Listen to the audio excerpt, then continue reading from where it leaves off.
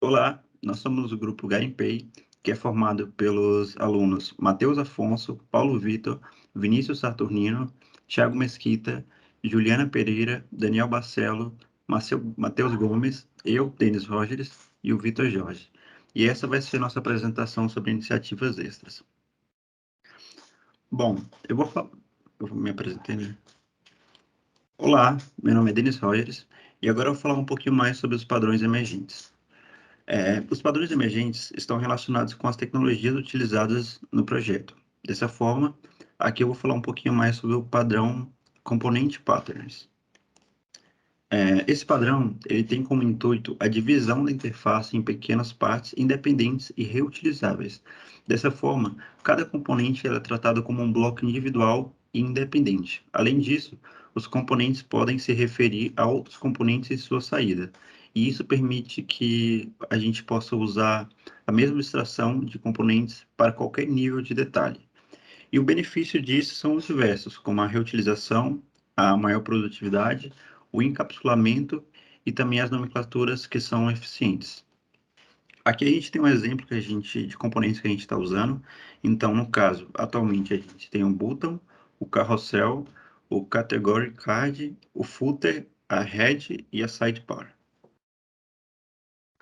Oi, eu sou o Matheus Gomes e agora falando sobre o REST, que é uma sigla para Representational State Transfer, e ele é um conjunto de restrições utilizadas para que as requisições HTTP atendam às diretrizes definidas na arquitetura.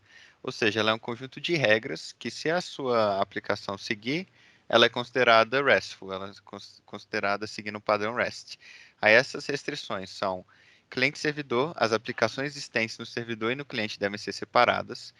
Sem estado, as requisições são feitas de forma independente, ou seja, cada uma executa apenas uma determinada ação.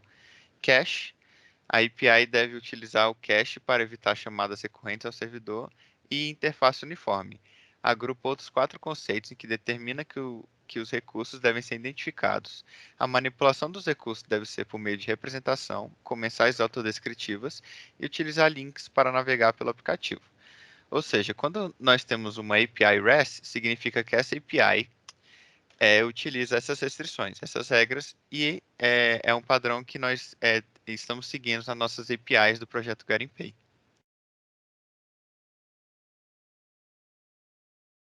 Olá, eu sou Daniel Barcelos e eu vou falar um pouco da nossa evolução no guia de contribuição.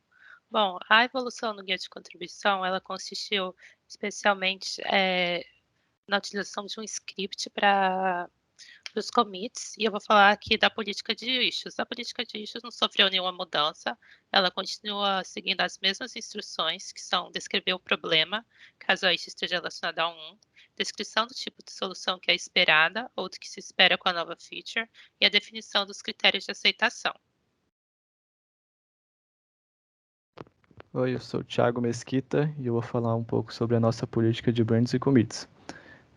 Essa imagem ela representa o Git Flow do nosso projeto, de maneira que para uma mudança impactar a branch master, os seguintes passos deverão ser seguidos. Deve-se criar uma branch nova a partir da master.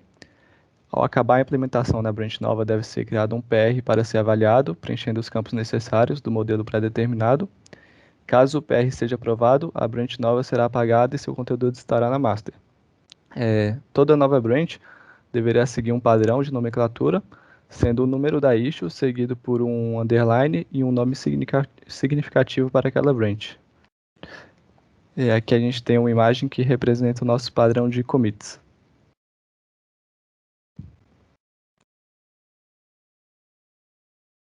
Oi, eu sou o Vinícius Saturnino, agora eu vou falar um pouco sobre o script de commits que a gente desenvolveu. Bom, foi desenvolvido o Garimit, que é basicamente um script shell que todos os membros instalaram na máquina para facilitar os nossos commits e também os padrões que a gente está seguindo. Então aqui a gente tem o guia de instalação localmente, descendo um pouco mais. A gente tem um exemplo de utilização do Garimit. Então, basicamente, a gente roda o comando Garimit, escreve a mensagem desejada, e aí a ferramenta do Garimit ele já te ajuda a commitar de forma do nosso padrão. Então, ele te dá opções de padrão de commit, e também a gente mapeou os nossos membros. Aqui no script, a gente basicamente mapeou os tipos de commit em fix, docs, style, refactor e os outros. Descendo um pouco mais, a gente mapeou também os membros do grupo para facilitar a utilização dos co-authored e também deixar isso mais interativo. Além disso, a gente também bloqueia caso você tente fazer um commit numa branch que não esteja no padrão citado anteriormente, que é o número, underline e alguma descrição. E esse foi o script criado para facilitar o nosso desenvolvimento. Olá, eu sou o Vitor Gonçalves e eu vou falar um pouquinho sobre o Dojo. Foi uma técnica que a gente adotou aqui para o nosso time, em que basicamente o Dojo, ele é uma palavra de origem japonesa, basicamente quer dizer local de treinamento. No nosso contexto aqui da engenharia de software, o Dojo ele é uma técnica que visa distribuir o conhecimento entre os membros de uma equipe. Dentro dessa técnica existem várias variantes, mas a mais conhecida, pode-se dizer, é a kata. No kata, um membro do time, da equipe, ele assume o posto de apresentador e ele traz uma solução pronta que funciona com o objetivo de fazer com que os demais membros cheguem até aquela solução através de estudos e orientações. Meu nome é Paulo Victor e eu vou falar um pouquinho sobre o Dojo de Next que a gente fez. Foi muito interessante trazer essa abordagem para o projeto, foi algo que eu gostei muito. A gente começou o Dojo ali passando pelas diferentes formas de renderização de uma página web para justificar a utilização ou não do React. E a partir disso daí a gente foi construindo o conhecimento dos integrantes ali dessa reunião em cima da utilização do React, como que o React funcionava e como o Next é um framework do React. Depois que a gente tinha essa base do React um pouco mais sólida, a gente partiu para a explicação mais aprofundada do Next, das facilidades que ele trazia para o nosso projeto, dos benefícios e de como que a gente utilizaria ele no dia a dia, né? Como seria trabalhar com ele. E eu particularmente gostei muito do Dojo, o feedback do pessoal que participou também foi bem positivo. Algo que me fez também ter o desejo, fora matéria, depois de começar a colaborar para a comunidade, com artigos e posts ali sobre tecnologia, sobre JavaScript, React em si. E com certeza é uma técnica que a gente vai estar repetindo, a gente já tem um planejado, um Dojo aí, para fazer a parte de integração entre o nosso front-end, que o grupo já está conseguindo ir desenvolvendo, com o back-end, que também está sendo desenvolvido.